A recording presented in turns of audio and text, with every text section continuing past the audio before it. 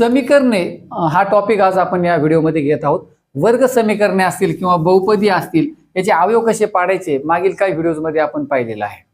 तर आज आपण रेषीय समीकरणे म्हणजे काय, कशी सोडवली जातात याविषयी माहिती आपण या व्हिडिओमध्ये घेऊया। अत्यंत महत्त्वाचा भाग टीईटीच्या दृष्टीने एक तरी एक्झाम्पल शुअर दरवर्षी असतं। दिलेल्या समानतेमध्ये चल असल्यास त्या समानतेला समीकरण असे म्हणतात। समानतेला समीकरण म्हणतात हे लक्षात घ्या। आपण पाहणार आहोत उदाहरण, त्यावेळेला लक्षात येईल तुमच्या। समीकरणाची एक बाजू x च्या चलाची एक घातांक असलेली बहुपदी आणि दुसरी बाजू वास्तव संख्या किंवा x चलातील एक घातांक असलेली बहुपदी असल्यास त्या समीकरणास x चलातील एक रेषीय समीकरण असे म्हणतात। पहा पुढे जाऊया आपण समीकरण घेणार आहोत। पहा रेषीय समीकरणाचं या ठिकाणी हे एक स्वरूप आपल्याला दिलेलं आहे, ax + b = 0। या ठिकाणी a आणि b वास्तव संख्या असतील, x चा घातांक 1 आहे हे लक्षात घ्या। रेषीय समीकरणामध्ये x चा घातांक नेहमी 1 असतो। पहा ax + b = 0 हे सामान्य स्वरूप आहे रेषीय समीकरणाचं। x चा घातांक या ठिकाणी 1 आहे, 2 घातांक असेल तर ते वर्ग समीकरण असतं। म्हणून लक्षात घ्या इथे x चा घातांक 1 आहे, a आणि b ह्या दोन वास्तव संख्या आहेत। म्हणजे कोणत्या दोन संख्या असतील = 0। आपण पाहिले की समानतेला ही एक हे बरोबरचं चिन्ह आहे, याला समानता म्हणतात। या समानतेलाच समीकरण असे म्हणतात। फक्त एका बाजूला किंवा दोन्ही बाजूला x च्या रूपातील समीकरण आपल्याला पाहिजे, रेषीय समीकरण। तर अशा समानतेला आपण या ठिकाणी रेषीय समीकरण असे म्हणतो। पहा चलाच्या ज्या किमतीने समीकरणाचे समाधान होते चलाच्या त्या किमतीस समीकरणाची उकल असे म्हणतात। पहा आता समजा मी या ठिकाणी एक समीकरण घेतलं, 5x + 5 = 0। आता या ठिकाणी x ची आपल्याला अशी एक किंमत घ्यायची आहे, ती किंमत वापरल्याच्या नंतर उत्तर 0 आलं पाहिजे। तर पहा आपण x ची जर किंमत -1 घेतली तर पहा 5 × -1 -5 होईल, हे +5 बरोबर येतील 0 आणि म्हणून -1 ला या समीकरणाची उकल म्हणतात, हे लक्षात घ्या। समीकरणाच्या उकलीच्या संचास उकल संच असे म्हणतात। पहा उकलीचा ह्या उकली आपण संचाच्या स्वरूपात मांडू शकतो, त्यालाच उकल संच असे पण म्हणतात। पहा आता पुढे समीकरणाच्या उकलीच्या संचास उकल संच असे म्हणतात। समीकरणाच्या समानतेचे 4 नियम आहेत ते लक्षात घ्या। पहा या ठिकाणी पहिला नियम दिलाय, समीकरणाच्या दोन्ही बाजूमध्ये कोणती समान संख्या मिळवली असता समीकरणाची उकल बदलत नाही। जसं आपण आता एक समीकरण पाहिलं, 5x + 5 = 0। दोन्ही बाजूला 5 मिळवा, समीकरणाची उकल बदलणार नाही, हे लक्षात घ्या। x ची किंमत जर आपण -1 घेतली तर बरोबर आपल्याला उजवीकडचे हे 5 मिळणार म्हणजे मिळणार।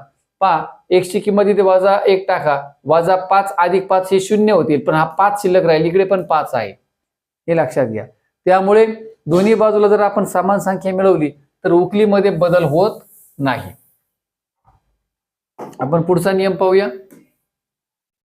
नियम क्रमांक 2, समीकरणाच्या दोन्ही बाजूमधून कोणती समान एकच संख्या वजा केली असता समीकरणाची उकल बदलत नाही। बेरजेप्रमाणेच आहे, बेरजेस जर बदलली नाही तर वजाबाकीमध्ये पण बदलणार नाही। त्यानंतर नियम क्रमांक 3 पहा, दिलेल्या समीकरणाच्या दोन्ही बाजूंना कोणत्याही समान शून्येतर संख्येने गुणले असता समीकरणाची उकल बदलत नाही। दोन्ही बाजूला समान संख्येने जरी गुणलं तरी त्याची उकल मात्र बदलणार नाही।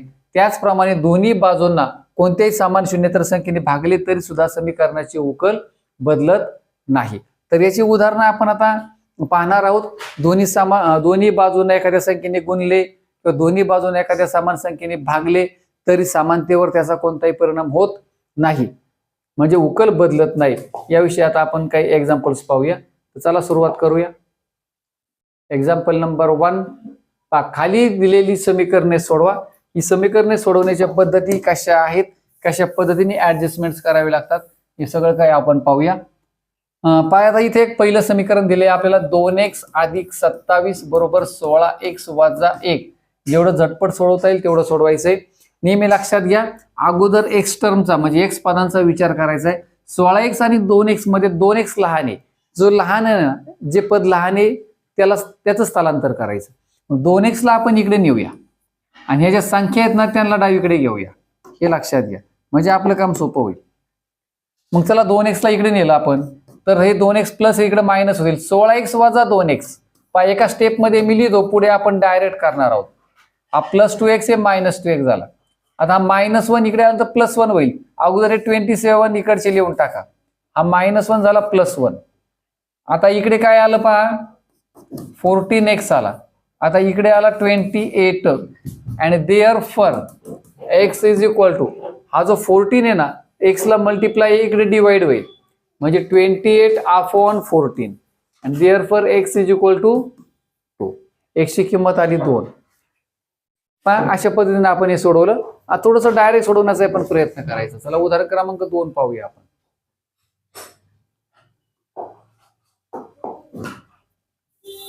पहा 3 ने 1 कंसाला गुणले. रेषीय समीकरण आहेत. पहा x चा घातांक 1 हे रेषीय समीकरण आहेत. हे लक्षात घ्या. तर चला आधी आपण काय करणार आहोत या 3 ने या दोन्ही पदांना गुणून घ्यायचे. 4 ने या दोन्ही पदांना गुणायचे. 2 ने या दोन्ही पदांना गुणून घ्या म्हणजे आपलं काम सोपं होईल. चला पहा 3 ने दोघांना गुणलं 3x होईल अधिक 3 गुणिले 3 9 होतील बरोबर 4x अधिक 4 चौक 16 होतील वजा 2 गुणिले x वजा 2x आणि वजा 2 गुणिले 1 वजा 2 अशा प्रकारे येईल. हे पहा आता पुढची स्टेप.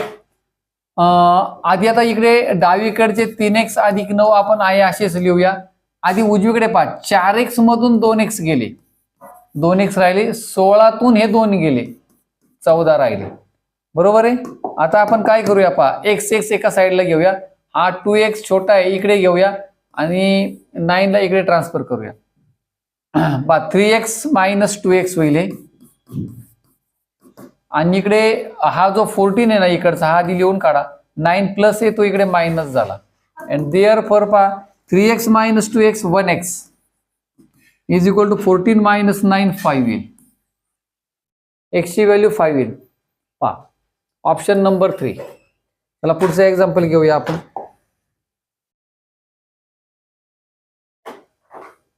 पहिलं आपण x ची व्हॅल्यू 2 इथे किती पहा 14 28 x ची व्हॅल्यू 2 आली होती आपली इथे. तो ऑप्शनला आपण घेतलं होतं. त्यानंतर आपण एक्झाम्पल नंबर 3 पाहूया.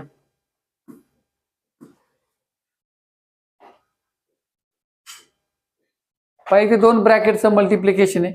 शॉर्टकट मध्ये कसं करायचं ते मी तुम्हाला सांगणार आहे. शॉर्टकट मध्ये ब्रॅकेटचं मल्टिप्लिकेशन कसं केलं पाहिजे.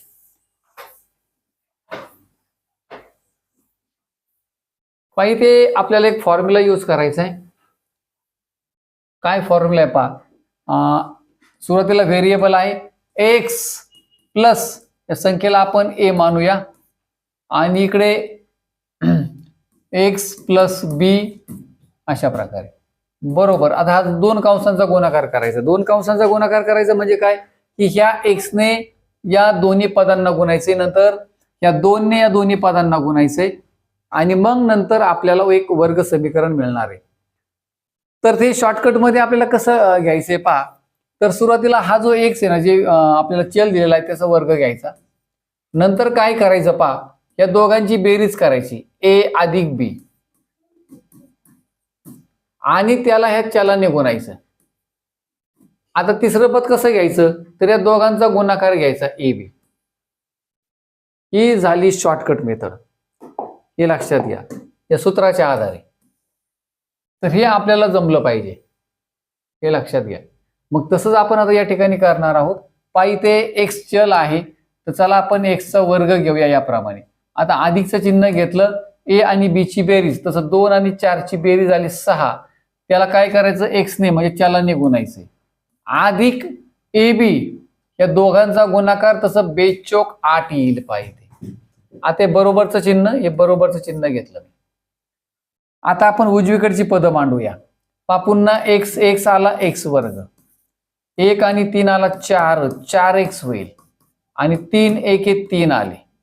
हे पुढचे अधिक 15 लिहून टाका. आता आपण सोडवायला सुरुवात करूया.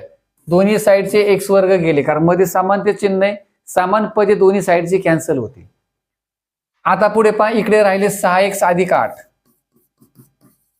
आता उजवीकडे पहा 4x अधिक 15 आणि 3 18. आता आपल्याला काय करायचे, 4x ला इकडे ट्रान्सफर करायचे आणि 8 ला इकडे ट्रान्सफर करायचे. आता 4x छोटा आहे त्याला इकडे आणला, 6x म्हणून तो वजा झाला तर 2x राहील, 6x वजा 4x. 8 ला इकडे गेल्यावर 8 मायनस होईल, 18 तून 8 गेले आले 10 आणि म्हणून x बरोबर 2x ला गुणिले 10 ला भागिले म्हणजे 2 पंचे 10. x ची किंमत आली 5. पर्याय क्रमांक 3 उत्तर येईल आपलं. चला पुढचं एक्झाम्पल घेऊ आपण. पुन्हा एकदा पहा त्याच प्रकारचं एक्झाम्पल पहा. आपल्याला कंसांचे गुणाकार तर डायरेक्ट करता आले पाहिजेत.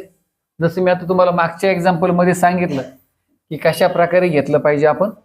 पहा आपण डायरेक्ट घेणार आहोत. एक्स व्हेरिएबल आले म्हणजे एक्स चल आले, एक्स वर्ग घेऊन टाका. अधिक 5 वजा 2 आले 3, त्याला चलाने गुणा. 5 गुणिले वजा 2 आले वजा 10, बरोबरचं चिन्ह. एक्स पुन्हा त्या दोन कंसांचा गुणाकार आधी घ्यायचा आहे. एक्स एक्स एक्स वर्ग आला, वजा 4 अधिक 3 वजा 1 आला, वजा 1 एक्स, त्याला चलाने गुणायचंय. आता तिसरं पद आपण गुणाकाराच्या रूपाने तयार करतो. वजा 4 गुणिले 3 वजा 12 आले, पुढे अधिक 18. पहा 1 2 हे 3 पद या दोन कंसांचा गुणाकार आहे. 1 2 3 पद या दोन कंसांचा गुणाकार आहे, पुढे अधिक 18. पहा दोन्ही बाजूचे एक्स वर्ग कॅन्सल झाले.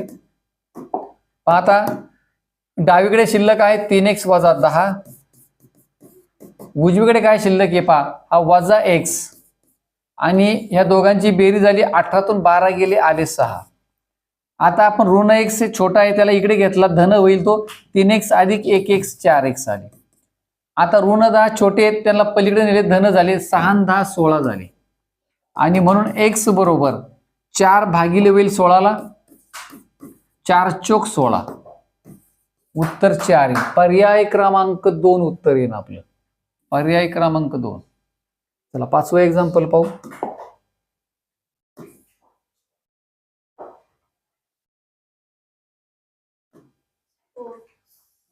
पहा इथे छेद समान आहे. छेद समान असेल तर काम सोपं असतं. छेद समान असेल ना तर काय करायचं, त्याच छेदातील किमतीने प्रत्येक पदाला गुणायचं, समानतेच्या दोन्ही बाजूला गुणायचंय. मग आता इथे छेद 3 आलाय ना, समान येतो, त्या 3 ने काय करायचं, प्रत्येक पदाला गुणायचं. मग आता सुरुवातीचा 1/3 आहे ना, पाय तोंडी पण जमलं पाहिजे आपल्याला. पहा हे इथं 3 ने गुणलं फक्त x राहतो, इथे 3 2 6, हे 3 कॅन्सल झाला 4x वजा 3 1 3, असं डायरेक्ट परीक्षेला लिहायचंय आपल्याला. कधी सरावाने लक्षात येतं. आता आपण सुरुवातीला काय करायचं, 3 ने प्रत्येक पदाला गुणणार. ह्या 3 ने पहिल्या पदाला गुणलं, नंतर 2 ला गुणायचंय आपल्याला, 3 गुणिले 2. आता आपण सॉरी आता मध्ये समानतेचं चिन्ह येईल. आता 3 ने पुढे गुणायचे आपल्याला, 4x/3 ला गुणायचे, परत पुढे 3 ने गुणायचे आपल्याला वजा 1 ला. आता पुढे काय करायचंय, काय कॅन्सल होते ते पाहिजे. हा 3 3 कॅन्सल झाला, याही ठिकाणचा 3 3 कॅन्सल झाला. आता काय शिल्लक राहते ते पाहूया आपण. आता इथे फक्त x राहिला शिल्लक, इथे 3 2 6 झाले, आता बरोबरचं चिन्ह, इथे 4x शिल्लक राहिला, नंतर इथे 3 गुणिले वजा 1 वजा 3 आला. हे लक्षात घ्या. आता उत्तर काय येते ते पाहूया आपण. पहा x छोटा आहे ना, इकडे ट्रान्सफर केला आपण, 4x मधून हा 1x गेला, 3x आला. हे ऋण 3 छोटे आहेत त्याला इकडे घ्या, ती धन 3 होतील, 6 3 9 झाले आणि म्हणून हा 3 याला भागिले होईल, 9 भागिले 3 बरोबर x. मग 3 त्रिक 9 आणि म्हणून x ची किंमत आली 3. पर्याय क्रमांक 1 उत्तर येईल आपलं. पर्याय क्रमांक 1. उदाहरण क्रमांक 6. पहा ही रेषीय समीकरणं कशा पद्धतीने सोडवली पाहिजेत आपण, असं प्रत्येक प्रकारचं एक्झाम्पल घेतो. याच प्रकारचे एक्झाम्पल टीईटीला विचारले जातात. हे लक्षात घ्या. पण आता मागच्या वेळेला छेद समान होता, त्यानेच आपण दोन्ही बाजूंना गुणलंय. आता मात्र समान नाहीये. इथे 11 आले एका ठिकाणी, 5 आले, पुन्हा इथे 5 आले. 5 समान आहे पण 11 वेगळा आलेला आहे. मग अशा वेळेला काय करायचं, 11 आणि 5चा आहे ना, 11 आणि 5चा लसावी काढायचा. मग 11 5 55, 55 लसावी घेऊन टाका.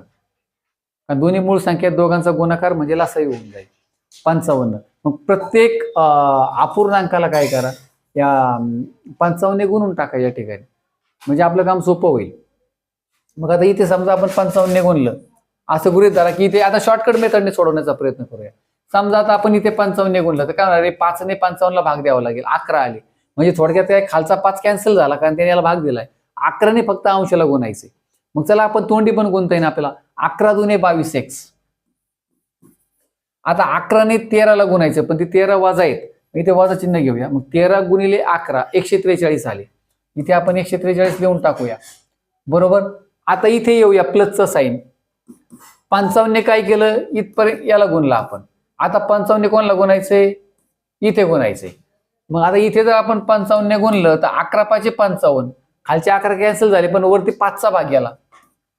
मग या 5 ने फक्त x वजा 3 ला गुणायचंय आपल्याला. मग 5 गुणिले x 5x आला, आणि 5 गुणिले वजा 3 वजा 15 आले. आता पुढे बरोबरचं चिन्ह आलं. आता इथे पुन्हा 55 गुणला आपण, पण 5 ने 55ला भाग दिल्यावर 11 आले, म्हणजे 11 ने एका अंशाला गुणायचे. 11x वजा 99. तर परीक्षेला असं डायरेक्ट सोडवता आलं पाहिजे आपल्याला, हे लक्षात घ्या. आणि हा शेवटचा राहिला वजा 1, त्याला सुद्धा आपल्याला 55 ने गुणायचे, म्हणजे प्रत्येक पदाला गुणायचे. तशी तिथे येतील वजा 55. चला आता आपण सोडवण्याचा प्रयत्न करूया. दोन्ही साईडचा विचार करूया. दोन्ही साईडला समान घटक कोणता दिसत नाही, तर x चा आधी विचार करूया, संख्येचा करूया. या दोन ठिकाणी x टर्म आहेत, 22 आणि 5 27x आले. आता हे वजा 143 आणि वजा 15 48 58 वजा 158 झाले. हे बरोबरचं चिन्ह देऊन घ्या. आता इकडे पहा, हे 11x आले, वजा 99 आणि वजा 55 आले, वजा 154. हे लक्षात घ्या. आता आपल्याला काय करायचंय पहा, 11x छोटे आहेत त्यांना इकडे ट्रान्सफर करूया. मग 27 मधून 11 गेले, 16 आले, 16x. संख्या एका बाजूला घेऊया. वजा 158 वजा 154 पेक्षा छोटे आहेत त्यांना इकडे ट्रान्सफर करा. मग हे अधिक 158 होतील उजव्या बाजूला आल्यावर, अधिक 158. हे वजा 154 तसेच राहतील, त्यातून वजा 154 गेले पहा. आणि म्हणून हे 16x बरोबर 158 मधून 154 गेले, 4 आले. आणि म्हणून x बरोबर 16 इकडे भागिले होईल. बरेचसे मुलं उलट करतात, 4 ने 16ला भाग देतात. 16x ला गुणिले 4 ला भागिले होईल. 4 1 4 आणि 4 चौक 16, 1/4 उत्तर येईल आपलं. 1/4 पुढे 1/4 पर्याय क्रमांक 4 मध्ये उत्तर येईल आपलं. पर्याय क्रमांक 4 1/4 आपलं उत्तर येईल. उदाहरण क्रमांक 7 पाहूया. हे उदाहरण फार महत्वाचं होतं.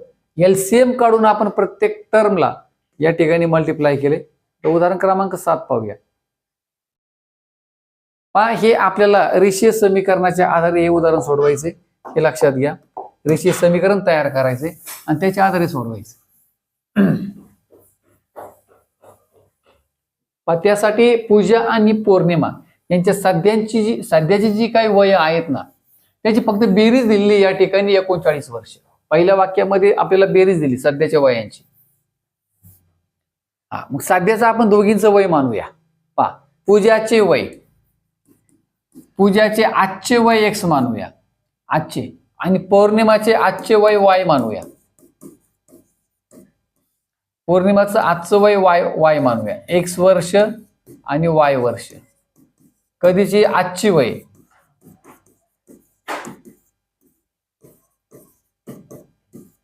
आजची वय x आणि y मानूया.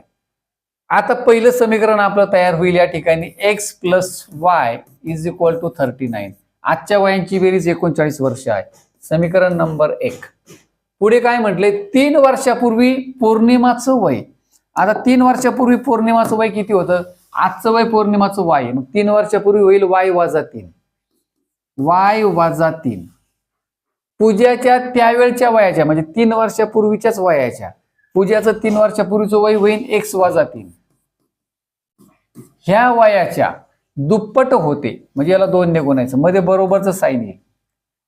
पौर्णिमाचे 3 वर्षापूर्वीचे वय हे साठी बरोबर चिन्ह, हे आपल्या मनाने घालायचं. पूजाच्या त्यावेळच्या म्हणजे 3 वर्षापूर्वीच्या वयाच्या दुप्पट होते, मध्ये बरोबर चिन्ह दिलं का उदाहरण सुटून जातं. आपल्याला काढायचे पूजाचे सध्याचे वय किती, म्हणजे आपल्याला x ची किंमत काढायची. x ची किंमत काढायची म्हणजे समीकरणामध्ये x राहायला पाहिजे, आपल्याला y नकोय. मग आपण y ची किंमत समीकरण 1 वरून काढणार आहोत, हे लक्षात घ्या. तर याला आधी आपण सरळ करून घेऊया. y वजा 3 बरोबर 2 ने कंसाला गुणायचे 2x वजा 6 होईल.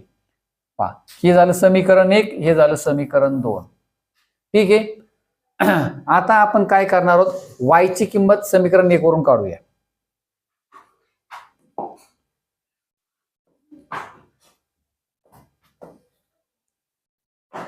y ची किंमत काढून घेऊया समीकरण 1 वरून.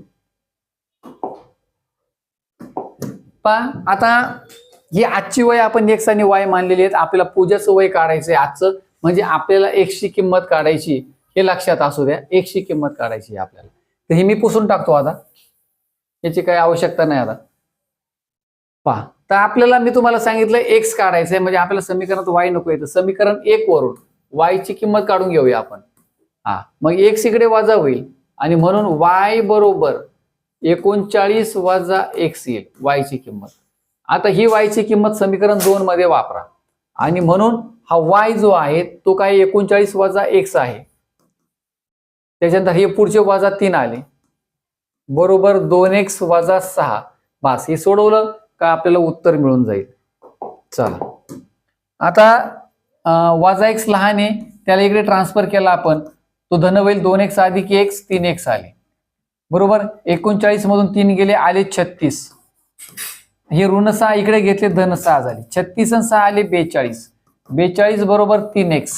हा 3 42 ला भागिले होईल, उत्तर येईल 14 आणि म्हणून x ची किंमत 14 येईल. 14 वर्ष. आपल्याला xच काढायचा होता, x पूजाचं साध्याचं वय 14 वर्ष. पर्याय क्रमांक 1 उत्तर येईल आपलं.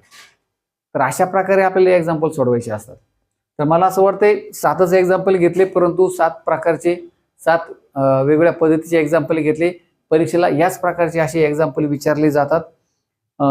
तर चला, मला नक्की खात्री आहे की एक्झाम्पलचा तुम्हाला परीक्षेमध्ये सरावासाठी नक्की उपयोगी होईल. पुन्हा एकदा भेटूया अशाच एका व्हिडिओ सोबत. चॅनलवरती नवीन असेल तर नक्की चॅनलला सबस्क्राईब करा. व्हिडिओ आवडला असेल तर नक्की लाईक शेअर कमेंट करायला मात्र विसरू नका. तर चला, पुन्हा एकदा भेटूया अशाच एका नवीन टॉपिक सोबत. तोपर्यंत नमस्कार. Thanks for watching.